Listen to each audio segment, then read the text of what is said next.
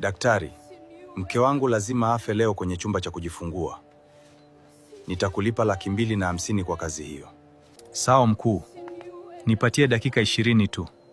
Nitaondoa wauguzi wote, kazi itakamilika muda si mrefu. Jinsi ilivyoanza. Yote yalianza baada ya Regina kuolewa na Nadi. Wakati wa uchumba, Nadi alikuwa mwanaume mwenye maneno matamu, mwenye upendo na aliyejali. Kwa sababu hiyo, Regina alikubali kuolewa naye alipomchumbia. Lakini miezi michache tu baada ya ndoa, mambo yalibadilika kabisa. Regina alipobeba mimba, Nadi alianza kubadilisha mwenendo wake.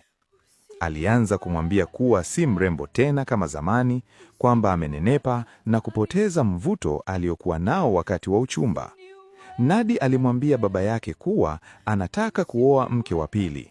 Baba yake alikataa vikali. Tangu siku hiyo, chuki ya Nadi kwa Regina ikaongezeka. Kila siku, Nadi alimtesa Regina. Alimpiga makofi, alimkanyaga tumbo lake lililokuwa na mimba, alimvuta-vuta na kumtendea kama mtumwa. Wakati mwingine, aliwaleta wanawake wengine nyumbani na kulala nao mbele ya Regina. Regina alikuwa analia kimya kimya. Hakuwa na pa kusemea. Alikuwa mjamzito na aliishi kwa hofu.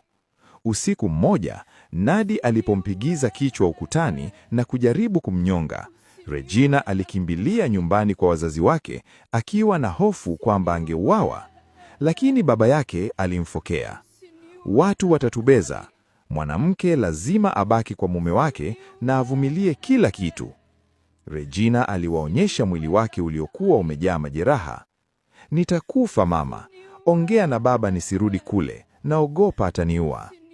Mama yake hakusema chochote. Alimwambia tu, rudi kwa mumeo. Bila kuwa na chaguo jingine, Regina akarudi nyumbani kwa Nadi. Hakuwahi kuhudhuria kliniki ya wajawazito. Kila usiku alipokea vipigo Nadi aliporudi nyumbani akiwa amelewa.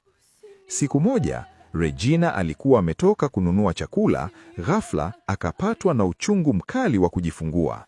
Alianguka chini huku akipiga kelele. Wanawake waliokuwa karibu walimkimbiza hospitali ya karibu. Baada ya kumkagua, daktari alisema, una majeraha makubwa, lazima ufanyiwe upasuaji. Vinginevyo, unaweza kufa wakati wa kujifungua. Gharama ni $250,000. Mpigie mumeo. Regina alilia sana. Watu walijaribu kumpigia Nadi simu, lakini hakupokea.